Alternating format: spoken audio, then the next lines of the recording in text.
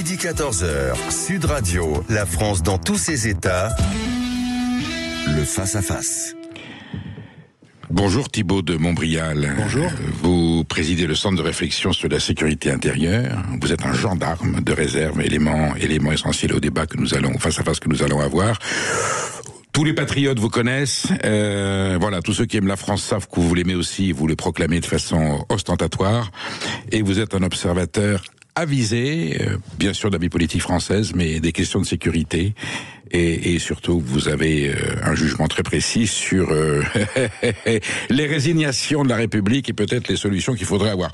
Vous publiez aux éditions de l'Observatoire Le Choc ou la Chute, on se soumet ou on se démet, voilà. Et vous avez écrit précédemment Le sursaut ou le chaos et Osons l'autorité. C'est une trilogie assez cohérente. On va y venir. Je viens tout de suite à la fin de votre livre.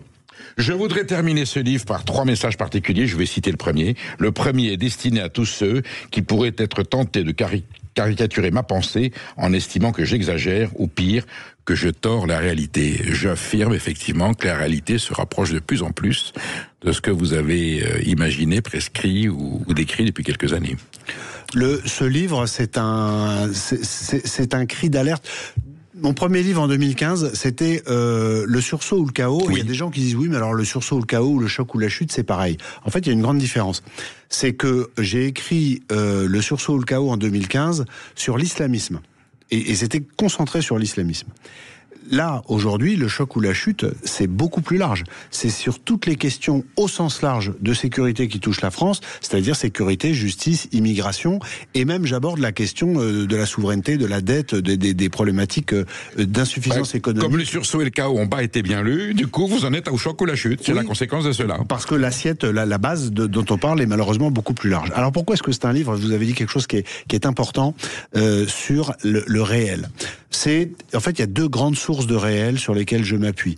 La première source, elle est objective, c'est les statistiques. Il y a énormément de statistiques sur tout un tas d'éléments de. Je vais les citer. Alors, si vous les citez tous, on en a pour une demi-heure. Non, j'ai pris les principales qui sont révélatrices de la situation à laquelle nous sommes confrontés. Mais après, je vous parlerai de la deuxième source de réalité. Oui.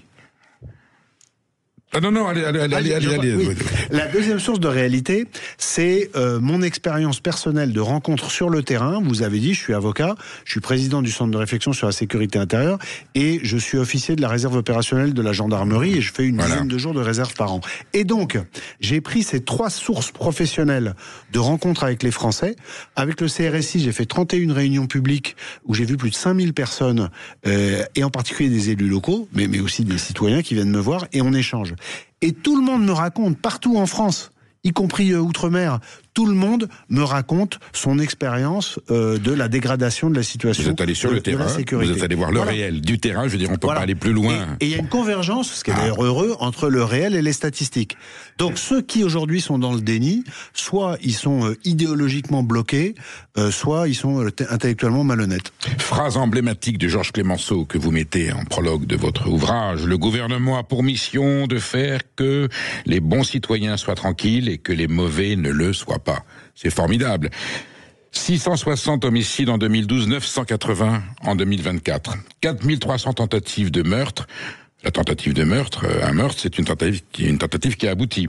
Soit 14 tentatives par jour en 2014, une toutes les 2 heures. En 5 ans, les homicides ont augmenté de 50%, les coups et blessures de 42%, les violences intrafamiliales de 83% et les viols et tentations de viol de 115%.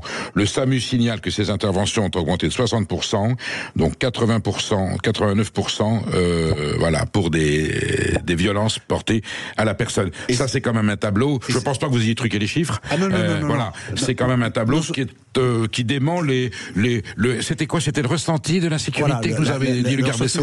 Moi, quand j'entendais l'autre jour, enfin il y a 2-3 mois, Éric Dupond-Moretti dire que là, il n'y avait pas plus de violence qu'aujourd'hui. D'abord, c'est sidérant parce que c'est pas un observateur, c'est quelqu'un qui a été garde des Sceaux pendant 5 ans, donc il a eu accès au réel ça dépend où on habite, aux premières loges. En tout cas, il avait les statistiques. Même au Louvre, c'est dangereux. Vous avez vu que on va y revenir parce que le Louvre, c'est une profonde. Moi, je l'ai ressenti comme une profonde humiliation. humiliation. Bien sûr, c'est une grande humiliation. Mais juste, vous avez cité, Perico, quelque chose de très important. Vous avez cité, j'ai mis à la fin de la recension statistique les chiffres du SAMU. Pourquoi ? Parce que non seulement les chiffres des homicides augmentent, mais il serait beaucoup plus important si notre système médical d'urgence ne s'était pas adapté, et donc si nos secouristes n'étaient pas devenus des experts en médecine de guerre. La qualité des soins, la précision des soins fait qu'on colmate. Le pansement. On sauve aujourd'hui sur le terrain des victimes de tentatives d'homicide qui seraient mortes il y a 10 ans. Vous voulez dire que cette situation d'insécurité, il y a 10, 15, 20 ans, ça aurait été le double de morts peut-être? J'en sais rien. Oui, mais plus de morts. En tout cas, encore plus. Donc, c'est très important de le rappeler. Et sur les agressions, il y a un chiffre que peut-être le seul que vous n'avez pas cité, mais qui claque comme un coup de fouet, c'est qu'il y a une agression physique en France aujourd'hui toutes les 3 minutes. Je voulais vous le laisser. Toutes les 3 minutes. Toutes les 3 minutes. Une agression physique toutes les 3 minutes. Oui, donc le ressenti se rapproche de plus en plus du réel. Non, mais le problème, c'est qu'à un moment... Quel besoin de dire du ressenti? Même Madame Taubira disait, mais oui, mais non. Mais Madame Taubira, c'était une ennemie de la République. Donc, elle était dans une logique de combat idéologique. Une des plus grandes erreurs de François Hollande, et Dieu sait que la liste est longue, c'est d'avoir nommé Christiane Taubira à ce poste stratégique de garde des Sceaux, parce que ça a fait perdre des années à la France par des actes qui ont été mus par une vraie idéologie anti-républicaine, anti-française, parce qu'elle est sympathisante indépendantiste en Guyane, et elle a fait vraiment perdre énormément de temps. C'est rare que quelqu'un nommé politiquement à des fonctions importantes fasse perdre autant de temps à la France. Rappelons le nombre de places de prison qu'elle a supprimées. Je crois que c'était 28 000, quelque chose comme ça. J'ai même plus le chiffre en tête tellement il est important. Mais si aujourd'hui on n'en a que 63 000, alors qu'on en aurait besoin globalement de 100 000, quand on regarde à la fois notre bassin de population et notre bassin de délinquance, ça en dit long. On dit... Il est temps, des hommes politiques l'ont dit, quelle que soit leur sensibilité, mais plutôt à droite. Il est temps que la peur change de camp. Pour l'instant, la peur, elle se porte bien. Elle change pas de camp. Et vous vous souvenez de Charles Pasqua, 1986, il faut terroriser les terroristes. Vous savez, les terroristes, ils n'ont pas l'air terrorisés tellement en ce moment. Vous savez, il faut revenir aux fondamentaux. L'être humain, il est fort avec les faibles et faible avec les forts. Et ce que je constate et que j'explique dans le livre à travers un certain nombre d'exemples sur le narcotrafic, mais aussi sur le phénomène terrifiant des agressions à domicile, c'est qu'aujourd'hui on a une grande délinquance qui, à tort ou à raison, parce que parfois ça n'est pas complètement vrai, mais considère qu'elle est plus forte que le système et que donc elle ne risque plus rien. L'exemple, moi, que je donne toujours, c'est celui de l'assassinat des 2 surveillants de l'administration pénitentiaire à Incarville par le commando qui a libéré Mohamed Amra. Les gens qui ont tiré, l'enquête est en cours, ils ont été tous interpellés et la vérité, on connaîtra la vérité. Mais les gens qui ont tiré alors que ça n'était pas tactiquement utile. Qu'est-ce que je veux dire par là ? Ils ont braqué le convoi, les agents étaient neutralisés, c'est-à-dire qu'ils ne se défendaient pas, et il y a eu un tir gratuit, un tir de défiance à l'État, un tir qui consiste à dire moi je vous assassine aujourd'hui parce que j'en ai plus rien à foutre de votre autorité, je ne crains plus ce que vous représentez.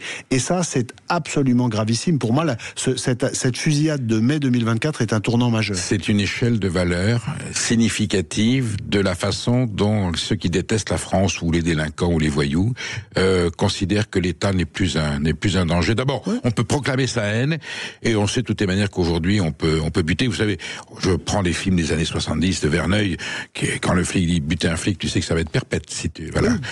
Tout ça, c'est terminé. Là, ce sera sans doute perpète pour celui ou ceux qui ont tiré.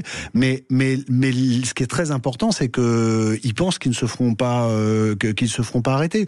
C'est-à-dire que la dissuasion du système polico-judiciaire pour les voyous, aujourd'hui, elle n'existe absolument plus. Si on descend dans la gravité des faits et qu'on regarde ces dizaines de vidéos qui ont un effet dévastateur, où on voit une voiture de police obligée de reculer dans un quartier parce que la racaille converge sur elle en la filmant et en disant « bande de bâtards, barrez-vous, ici vous n'êtes pas chez vous ». Et les policiers reculent. Mais ça, ce sont des images qui ont un effet catastrophique sur l'évolution des rapports de force. On le voit bien, vous savez, dans les émissions gyrophares où l'on voit des policiers qui sont sur le terrain, qui ont beaucoup de succès, et quand vous avez le policier, que ce soit un policier municipal ou un gendarme, qui dit « alors là c'est un quartier sensible, on n'est pas assez nombreux, on va pas y aller parce qu'on va risquer de se faire caillasser, et la dernière fois on a eu des problèmes, on a dû évacuer ». C'est l'image de la République qui est effondrée quand on entend un policier prononcer cette phrase. Et moi je suis convaincu, et c'est un peu la trame de ce livre, parce qu'il y a beaucoup de constats mais il y a aussi des solutions, que donc il faut que la peur change de camp, et pour ça, il faut du courage politique, c'est la première vertu, c'est pas des grandes lois. Il y a des grandes lois, moi j'ai quelques idées, il y a des choses qu'on pourrait améliorer bien sûr. Mais avant tout, c'est une question d'état d'esprit. Et le jour où il y aura du courage et où l'action de la police sera soutenue à la fois évidemment à l'intérieur, mais aussi au ministère de la Justice et à l'Élysée, on aura un cercle vertueux. Parce que le retour de balancier, ça va être le moment où on se réappropriera l'ordre dans la rue par l'utilisation de la force légitime. Il ne s'agit pas d'être excessif, juste d'appliquer le droit tel qu'il existe et qui autorise les policiers et les gendarmes à utiliser la force légitime. Et à ce moment-là, vous aurez un rétablissement progressif de l'autorité, y compris dans les hôpitaux, dans les établissements scolaires, là où les fonctionnaires sont laissés en première ligne et se sentent abandonnés. On en parle dans quelques instants. On va cerner l'empire de la violence avec ses dimensions. On vous retrouve dans quelques instants, Thibault Montbrial. Midi 14h, Sud Radio, la France dans tous ses états. Nous sommes avec Thibault de Montbrial et nous décryptons la situation. Je dirais, Thibault de Montbrial, quand j'ai fini votre livre, alors je le dis brutalement, on n'a qu'une envie, c'est de prendre un billet d'avion et s'enfuir parce que la situation que vous décrivez est apocalyptique. Mais heureusement, vous faites des propositions, alors courageuses, Alors elles sont en dichotomie avec le niveau de la classe politique qu'on a aujourd'hui. Je le dis franchement, mais ça ne veut pas dire qu'on les prendra pas et qu'il n'y aura pas des gens un jour qui arriveront pour les prendre. Vous êtes malgré tout dans votre tableau qui est sinistre et c'est pas la première fois que vous faites un tableau réel, réel. Vous gardez une lueur d'espoir. C'est plus que l'espoir. Moi, je suis porté par une espérance qui est que une fois qu'on a eu la lucidité de faire le constat, on peut proposer un certain nombre de choses.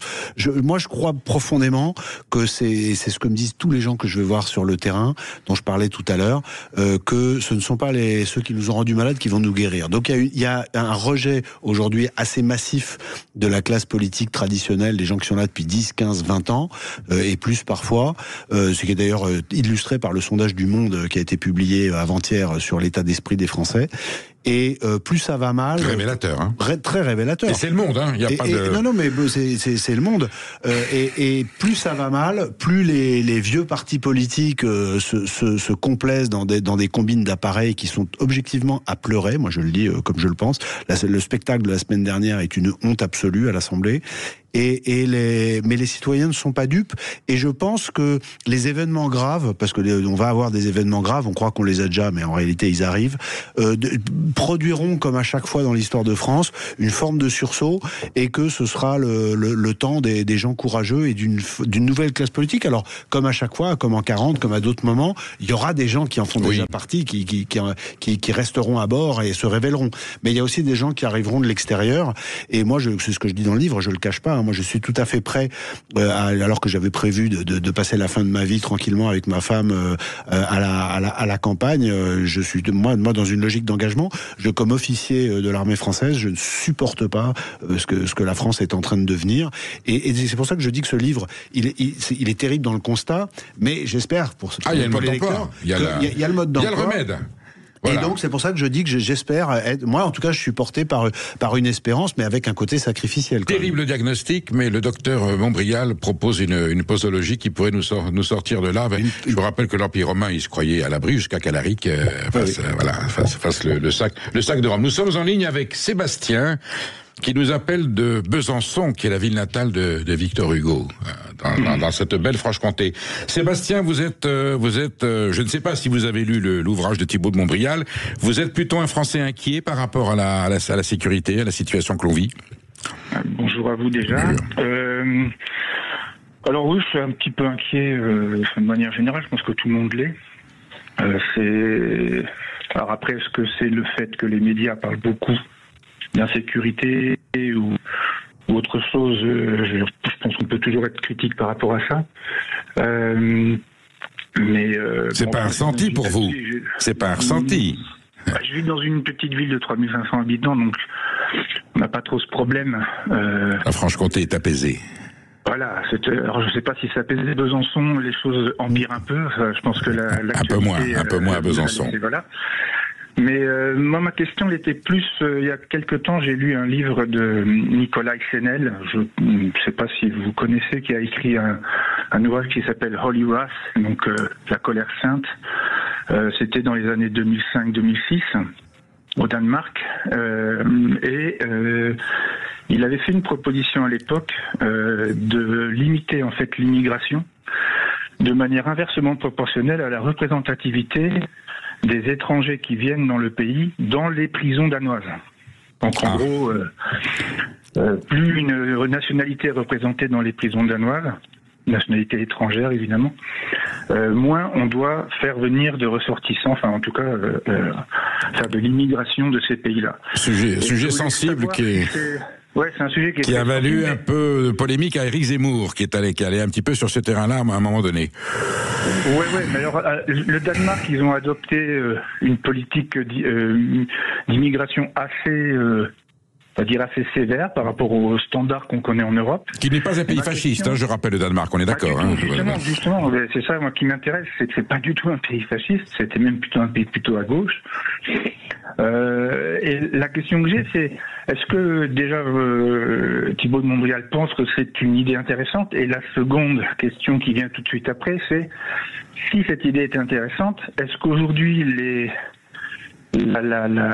l'Europe, notre appartenance à l'Europe et les standards légaux de l'Europe nous empêcheraient de mettre en place une politique de ce type ou pas? Thibault de Montbrial, est-ce qu'on peut créer un baromètre de l'immigration en fonction de la population carcérale? Le baromètre existe puisque toutes ces statistiques sont publiques. Merci Sébastien pour cette question qui est une question intelligente. Il faut dissocier deux choses. D'abord, il y a les chiffres sur les étrangers, ce que sont les gens qui sont étrangers. Il y a 26% des détenus qui sont étrangers. Pour, je le rappelle, à peu près 10% d'étrangers en France. Donc un quart de la population carcérale n'est pas française. Donc, ça veut dire que déjà, de ce seul fait, vous avez un lien entre l'immigration et la délinquance. Je le dis au passage. Oui. Statistiquement, c'est établi. Et on peut expliquer pourquoi. C'est souvent des gens qui ont des conditions de vie. De ce seul fait. Et ça, après, on peut décliner ce que disait Laurent Nunez quand il était préfet de police de Paris, ce qu'a dit la préfète de Lyon cet été, etc. Tout ça est acquis au débat, n'en déplaise à ceux qui ne veulent pas voir ou qui ne veulent pas qu'on voit. Une fois qu'on a dit ça, il y a un deuxième sujet. C'est les gens qui ont eu la double nationalité. Après, il y a un troisième sujet. C'est les gens qui sont français, mais qui sont directement issus à une ou deux générations de pays d'immigration, ce qui pose la question de l'intégration. Oui. Et or, on ne peut pas faire comme si, et trop souvent les politiques le font, quelqu'un qui acquérait la nationalité française, par un effet magique, perdait toute son histoire, ses racines et sa culture. Ça n'est pas vrai. C'est beaucoup plus compliqué que ça. Donc, le diagnostic est possible avec le chiffre des étrangers, mais ensuite, il est déjà beaucoup plus flou. Maintenant, pour répondre à la question, je pense que en réalité, le problème migratoire, le déséquilibre migratoire en France, il est avec les pays dont les ressortissants sont de cultures différentes. Donc c'est les pays du Maghreb et d'Afrique subsaharienne. L'immense majorité des problématiques, c'est ça, avec aussi les ressortissants afghans qui ont culturellement une très grande difficulté à vivre en France, notamment dans le rapport aux femmes. Une fois qu'on a dit ça, et rappeler pour finir avant la réponse qu'il n'y a que 15% d'immigration légale qui est une immigration de travail, c'est-à-dire tout le reste n'est pas une immigration de travail. Moi je pense, et les règles européennes, Sébastien, nous le permettent, qu'il faut réduire drastiquement la part de chaque grand type de visa d'immigration, c'est-à-dire le regroupement familial, c'est-à-dire l'accès l'immigration médicale et évidemment les étudiants. Donc, qui sont les trois grands champs de l'immigration. Ça a commencé un petit peu où on a entendu certains responsables politiques qui auraient un début de prise de conscience. Oui, mais il faut le faire massivement. C'est-à-dire qu'il faut, moi je pense qu'il faut diviser par 4 ou 5 sur chacun de ces grands champs. Pourquoi ? Parce que c'est bien au-delà de la question de la délinquance. Il y a un déséquilibre manifeste. Vous avez vu Laurent Nunez, moi je suis proche de lui, c'est quelqu'un que j'aime beaucoup, mais de l'entendre dire hier à la télévision que sur question, je crois que c'était sur LCI, qu'il y avait que Il était coincé aux entournures, visiblement. Il a mis 1 minute à répondre à la question quelle est votre évaluation du nombre d'étrangers en situation irrégulière. Il a fini par dire entre 200 et 300 000. Quand Gérald Darmanin était ministre de l'Intérieur, il disait entre 600 et 700 000 il y a 3 ans. Que je sache, je n'ai pas l'impression que ça ait beaucoup baissé. Il vient d'être nommé, Thibault de Montbrial. Donc oui, mais on est incité à la prudence. C'est le réel. Et la question du, vous savez, les gens sont toujours rassurés quand les autorités disent la vérité telle qu'ils la vivent. Et moi, je pense que 200 ou 300 000, c'est en Seine-Saint-Denis, pour tout vous dire. Donc c'est pas en France. Et pour ça, mais il faut le dire, parce que de le dire, c'est pas mal. C'est se donner les moyens ensuite de prendre les mesures qui iront bien. Si c'est la vérité, donc, c'est pas mal. Et on peut rectifier s'il y a une erreur, c'est pas un problème. Maud. Thibault de Montbrial, ce constat, Éric Zemmour le faisait aussi en 2022 lors de sa campagne. Et vous évoquiez tout à l'heure les partis dont les Français en ont marre. En gros, les partis qui font n'importe quoi, les jeux d'appareils, etc. Vous parliez de figures qui pourraient émerger. Pensons par exemple à 2027. En même temps, une figure a émergé, on parlait d'Éric Zemmour à l'instant, en 2022. Est-ce que vous pensez que les Français sont vraiment prêts à faire ce pari de l'étranger, entre guillemets, de voter pour une figure émergente, comme l'indiqueraient potentiellement les sondages dont vous parliez tout à l'heure, par exemple dans Le Monde? Alors moi j'en suis sûr, et je vais vous donner un sondage dont très peu de gens ont parlé, qui a été publié par Le Figaro le week-end du 1er mai. Je sais plus si c'était le 2 ou le 3 mai. La question était une question ouverte, c'est-à-dire contrairement à d'habitude où on donne une liste et où les gens choisissent. La question, c'était qui souhaitez-vous voir élu ? Et est arrivée en tête Marine Le Pen avec 10%. Ensuite, c'est Édouard Philippe avec 7. Ensuite, c'est Jordan Bardella avec 4. Et tous les autres sont en dessous de 2. Et aucun des noms qui circulent actuellement, 53 ou 57%. Je me souviens plus de 50%. Donc, vous avez la réponse à votre question dans ce sondage. Ce que je pense, c'est que s'il n'y a pas d'événement de rupture, la force aujourd'hui des partis qui sont dans un entre-soi décalé de la réalité des Français fera qu'on aura un candidat qui sera dans les moins de 10% de souhait si on s'en tient à ce sondage. Mais pour peu que les choses, que le système soit un peu secoué par un événement de sécurité, un événement économique ou toute autre cause d'accident, et Dieu sait qu'elles sont nombreuses, je pense qu'il est tout à fait possible qu'il y ait qu'il y ait l'émergence ou le regroupement, soit l'émergence d'un ou d'une candidate auquel on ne pense pas aujourd'hui, soit le regroupement de gens dont on ne pense pas aujourd'hui qu'ils pourraient se regrouper, soit d'ailleurs les deux.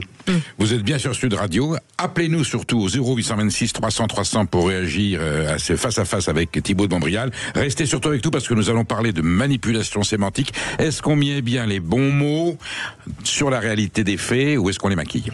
Le face-à-face. Nous sommes avec Thibault de Montbrial, auteur du Choc ou la chute aux éditions de l'Observatoire, et nous décryptons les réalités de la République en termes de sécurité et de confiance dans nos institutions. Thibault de Montbrial, inversion et manipulation sémantique, c'est le titre d'un de vos chapitres. Alors je vous pose la question, la France a peur de sa police ? Est-ce que c'est dangereux de sortir dans la rue quand on croise un policier ? Et puis racisme d'État, islamophobie. Est-ce que où est le curseur ? Ce qui est très intéressant, c'est que dans le débat public, la maîtrise des mots est fondamentale. Je vais citer Lénine, non pas par adhésion, mais parce qu'il avait quelques formules. Il a dit de très belles choses. Et il a dit, faites-leur. Il a dit notamment à propos du vocabulaire utilisé en politique, faites-leur manger le mot, vous leur ferez avaler la chose. Et il y a plusieurs expressions ou mots auxquels je m'attaque dans le livre.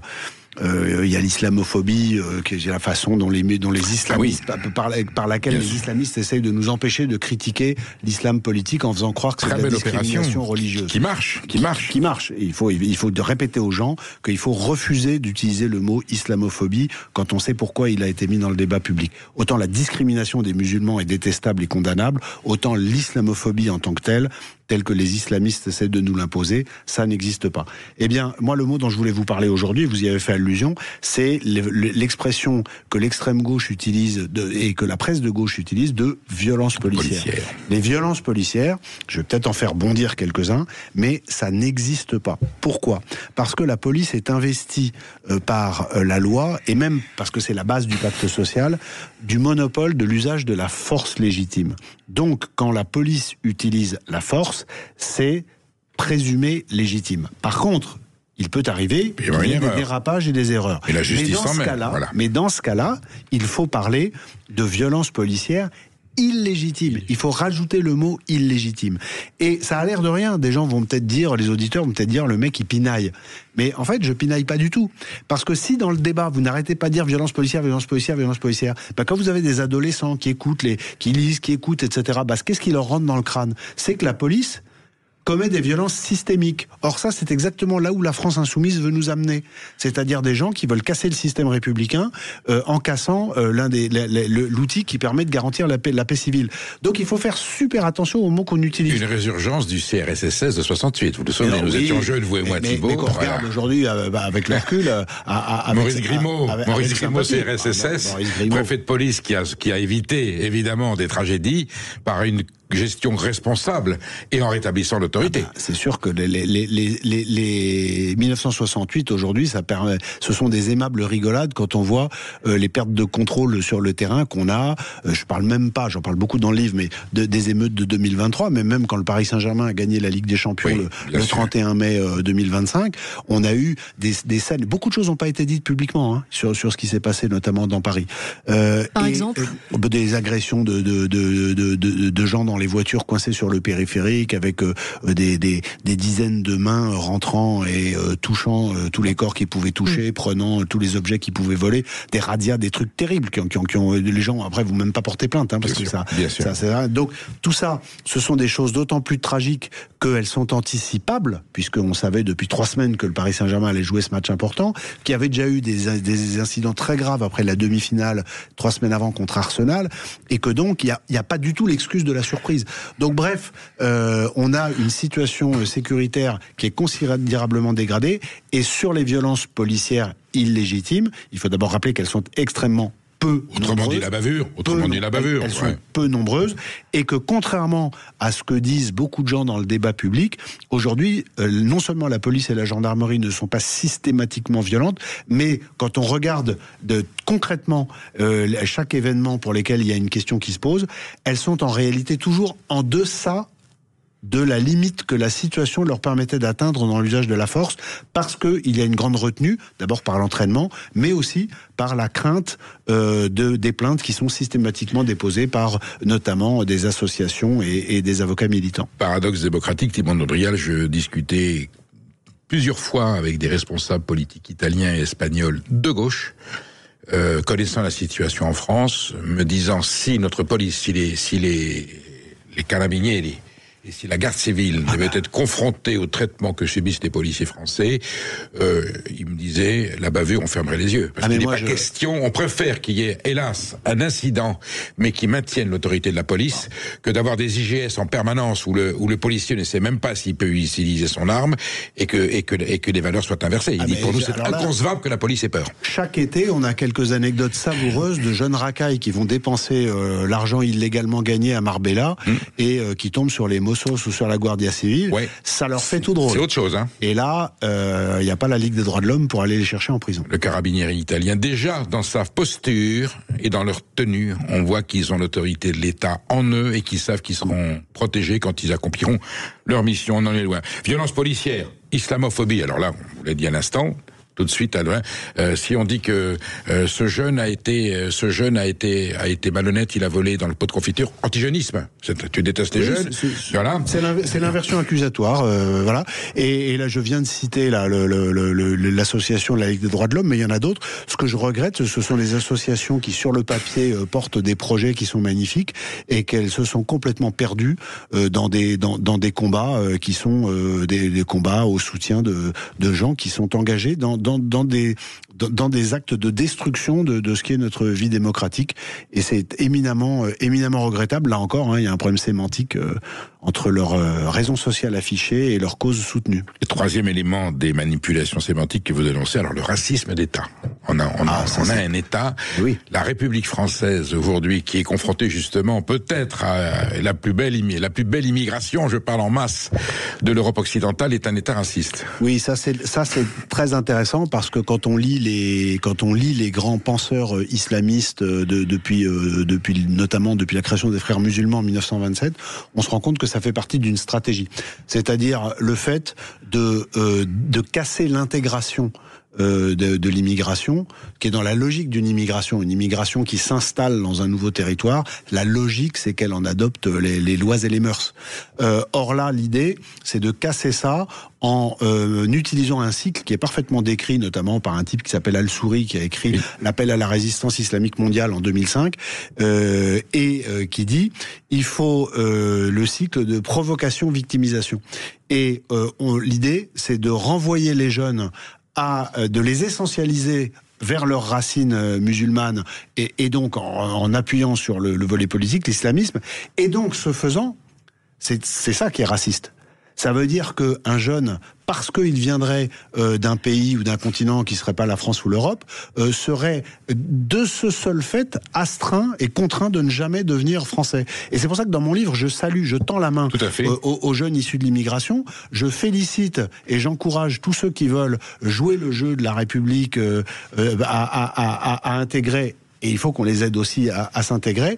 Mais parce que sinon, ils seront immanquablement attrapés et manipulé par tous ceux qui veulent là encore casser la Alors justement, République. il y a un des éléments qui vous désole, c'est la communication hors sol. L'État est le réel, et vous dites même quand l'État joue contre son camp, et page sans presse, vous dites « Je veux dénoncer ici une mécanique répétée par laquelle l'État, tout en affichant sa volonté de fermeté, finance et organise lui-même les conditions de son échec, paradoxe si ancré qu'il en est devenu invisible ». Pour ceux qui en vivent, mais c'est terrifiant quand même. C'est terrifiant. Mais regardez la liste des associations qui sont financées chaque année par les différentes institutions, que ce soit les mairies, les conseils départementaux, les conseils régionaux ou l'État. C'est hallucinant. Comment la ville de Paris peut-elle se plaindre d'avoir le fatras qu'il y a notamment dans les 18e, 19e et 20e arrondissements de Paris, avec des camps où les gens sont en plus logés dans des conditions innommables. C'est-à-dire qu'il y a un problème aussi de respect pour les gens qu'on accueille. Bien sûr. Et dans le même temps, subventionner des associations comme SOS Méditerranée et d'autres qui en contravention avec un certain nombre de textes, vont parfois dans un lien pour le moins suspect avec les passeurs, chercher les gens au large de la Libye. Mais c'est pas possible. Je veux dire, à un moment, on ne peut pas financer la main gauche qui essaie de détruire ce que l'autorité de l'État fait avec la main droite. Ça marche pas comme ça.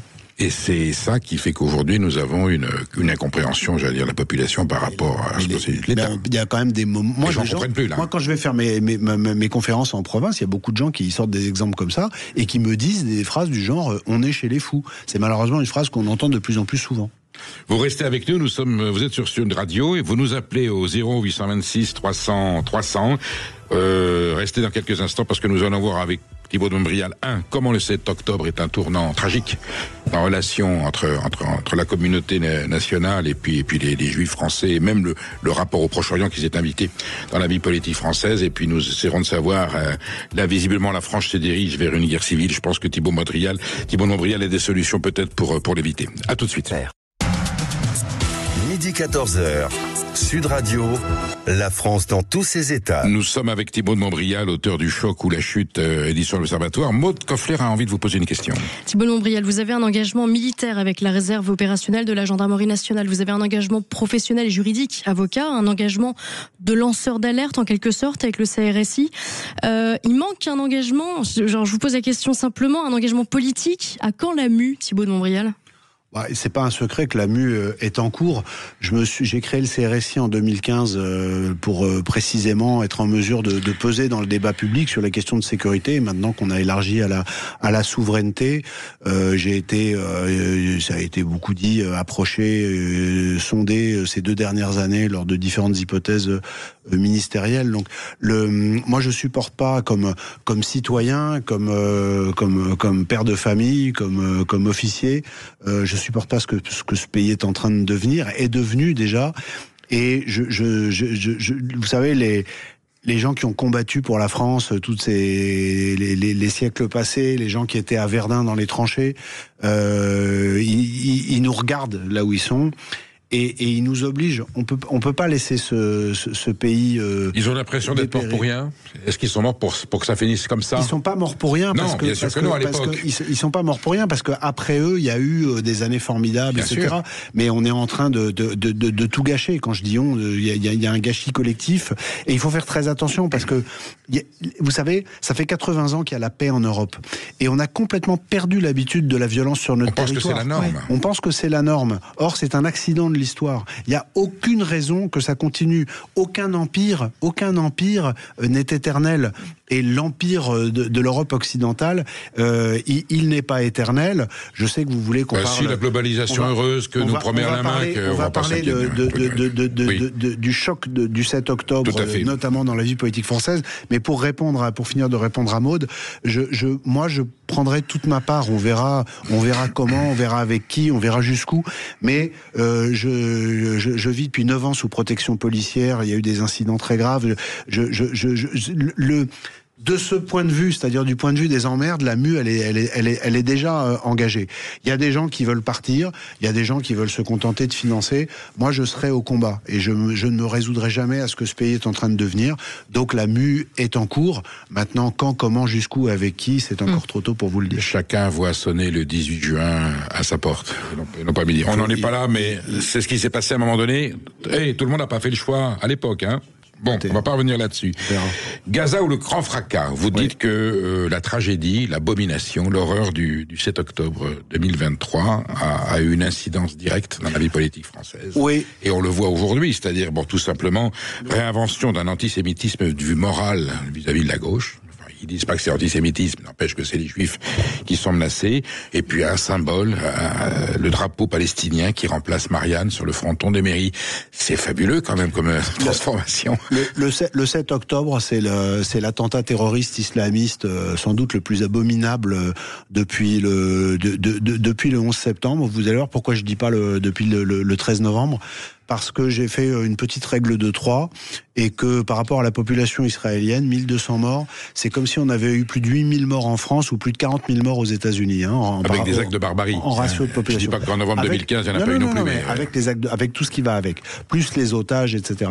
Bien au-delà du choc pour Israël, le 7 octobre a eu 2 grandes répercussions immédiates. D'abord, ça a libéré instantanément l'antisémitisme d'extrême gauche, qui est un antisémitisme qui se fonde avec ceux de nos compatriotes ou des immigrés arabo-musulmans qui détestent les juifs et qui sont évidemment utilisés par l'extrême gauche et notamment la France insoumise. Alors c'est pas le massacre, c'est la réplique de l'État d'Israël. Non, mais même avant. Non, mais justement, Perico, ce que je vous dis, c'est que dès le 7 au soir et dès le dimanche 8 octobre au matin, on a vu que ça explosait. Quand vous regardez les statistiques du ministère de l'Intérieur sur les actes antisémites en France, il y a une multiplication. Alors, acte de joie de ceux qui, en France, pour des raisons que l'on sait, détestent les Juifs. Acte de joie, mais acte antisémite au sens caractérisé par des plaintes, etc.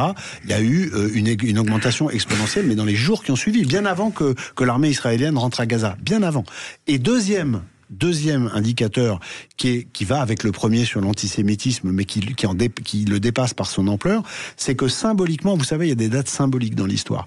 Et symboliquement, pour moi, le 7 octobre, c'est la première fois que les islamistes du monde entier ont pris conscience de ce que nous étions faillibles, nous les Occidentaux. C'est-à-dire que la toute-puissance israélienne, avec ses moyens technologiques, son armée, son argent, elle a été mise à genoux en quelques heures. Eh bien, dans les yeux de tous les islamistes occidentaux, en Europe de l'Ouest, aux États-Unis, eh bien, on a lu que cette action les galvanisait. Et aujourd'hui, avec des gens comme Rima Hassan, avec l'extrême ambiguïté, pour ne pas dire plus, de la France insoumise, et il y a des pages entières d'exemples dans mon livre sur le sujet, eh bien, vous avez un drapeau qui est le drapeau palestinien, qui est devenu l'identité et le symbole de la haine de l'Occident et de la convergence des luttes entre l'ultra-gauche et les islamistes pour nous vaincre Et il faut écouter les choses. Vous savez, quand nos ennemis disent les choses, il faut les entendre. Il faut pas se réfugier. Avec cet amalgame que le droit palestinien, si ça incarne le droit au peuple palestinien de constituer un État, c'est une chose. Ce n'est pas pour cette raison qu'il est. Mais c'est parce qu'il a été, c'est parce qu'il n'a plus aucun. Il est même lien. Dévoyé. Mais il est complètement dévoyé. C'est exactement ce que je dis. Il n'a plus aucun lien avec la cause palestinienne elle-même. C'est devenu un symbole, c'est devenu un étendard de lutte au sein de l'Europe. Regardez, on a un tout petit peu de retard par rapport à l'Italie et à l'Espagne ces dernières semaines. Les émeutes qu'il y a eu, qui ont conduit à des interruptions de compétitions sportives, à des interruptions d'événements artistiques, et on y arrive en France. Et je pense que nous allons arriver malheureusement assez vite à des assassinats, parce que la violence autour de cette question monte sans arrêt, et je crains que dans les mois qui viennent, nous ayons des assassinats de personnalités sur ce fondement idéologique. Vous voulez dire que le 7 octobre et la lecture qui en a été faite par certains partis de gauche et par les islamistes a engendré, je fais une métaphore, un Munich mondial. Oui, ils capitulent. Voilà. Donc ils préfèrent. Regardez la position française. Ils préfèrent renoncer à se battre pour sauver la paix. Ils auront le déshonneur et la guerre. Ah mais c'est sûr, parce que il y a une chose qui est certaine, c'est que quand vous êtes attaqué, quand vos ennemis vous désignent, si vous vous laissez faire, si vous refusez de vous battre au sens le plus large, on est dans l'allégorie. Je parle pas de se battre physiquement, je parle de se battre par tous les moyens que nos institutions permettent encore de mettre en œuvre. Mais ce que vous considérez comme éventuellement de la bienveillance, de l'apaisement, en face, ça n'est que lu comme de la faiblesse. Et donc vous n'empêcherez pas quelqu'un qui veut venir vous vaincre, vous ne l'empêcherez pas par autre chose que la combinaison de, bien sûr, vos institutions et de la détermination à les mettre en œuvre par tous les moyens s'il le faut. J'ai intitulé votre présence à cette antenne, la France se dirige-t-elle vers une forme de guerre civile? Risque-t-on la guerre civile? Quand on lit votre livre, la France, le choc ou la chute, on peut penser que les conditions de la guerre civile sont réunies, et on a assisté à quelques scènes quelquefois de guerre civile. Vous dites pour autant, ce n'est pas inéluctable, le pire n'est pas sûr, mais il faudra beaucoup de courage pour mettre en place les moyens d'éviter cette guerre civile. Je suis très frappé par ce que me racontent les Libanais, les Algériens sur les années 90 en Algérie, les Bosniens sur le fait qu'en 1984 on avait les Jeux Olympiques à Sarajevo, et en 1990-91 c'était la guerre. Les choses peuvent aller très vite. Pour autant, je ne vois pas en France de camp CAMP, c'est-à-dire qui pourrait se faire la guerre civile sur la durée. Oui. Ce qui est certain, donc moi je pense pas qu'il y a un risque de guerre civile au sens systémique. Par contre, ce qui est certain, c'est que tout le monde et récemment, même les plus hauts chefs des services de sécurité au sens large en France reconnaissent que le risque d'affrontement sur la base d'une étincelle qui mettrait le feu et que nos fractures françaises... 31 août 2024, Afghan contre Maghrébins, oui. vous le citez dans le 18e, et à Dijon en 2020, Tchétchène contre... Oui, avec un conflit qui s'est arrêté grâce à l'intermédiation d'un imam dans une mosquée. Il y a eu une choura, hein. C'est pas les institutions de la République qui ont arrêté. Et à Crépol, on était ensuite... Oui, à Crépol.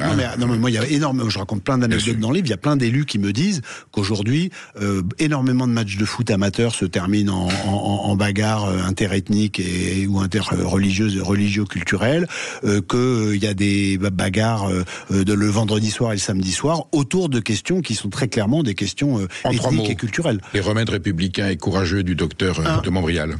Se réapproprier l'usage de la force légitime. Le principal rôle d'un État, d'un gouvernement, c'est de protéger sa population. La sécurité, c'est ni de droite ni de gauche. La sécurité, ça consiste à refonder le socle sur lequel nous pourrons revivre ensemble par la réappropriation de ce que nous sommes par l'éducation et la culture. Ernest Renan disait « La France est un héritage de gloire et de regrets. Il faut tout assumer, la gloire et les regrets. C'est en assumant notre fierté d'être français que nous apprendrons aux jeunes Français et aux jeunes étrangers qui souhaitent vivre en France qu'il y a une fierté à être français. Il faut s'inscrire dans l'histoire millénaire de notre pays, nos racines gréco-latines, notre tradition judéo-chrétienne. Tout ça, il faut l'assumer et en être fier, comme les islamistes assument leur histoire. C'est en étant fiers de ce que nous sommes que nous y arriverons. Mais pour ça, d'abord, il faut rétablir l'ordre. Pour le 2 et le 3, on vous réinvitera, Thibault Montbrial, parce que cette conversation n'est pas terminée. Je pense que la situation justifiera que vous écriviez encore un livre. À très bientôt. Merci d'être venu. Sud Radio.